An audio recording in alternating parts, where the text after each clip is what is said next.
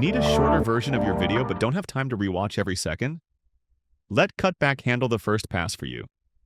Here's how to create a quick, smart rough cut of a shorter edit. Start by opening Auto Rough Cut and analyze your footage.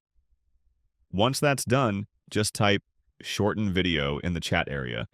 The assistant will scan through and suggest sections that may be unnecessary, along with brief summaries for context. Now it's your turn to decide. If there's something you want to keep, just click the scissors icon to uncut it. When you're finished reviewing, hit Confirm.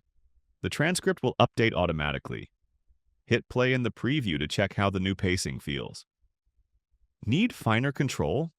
You can always manually cut or restore words and sentences using K and L keyboard shortcuts. Once you're satisfied, just save the draft and apply to sequence. The changes will reflect right in your editing timeline. Now, it's a faster way to get to your best edit with control.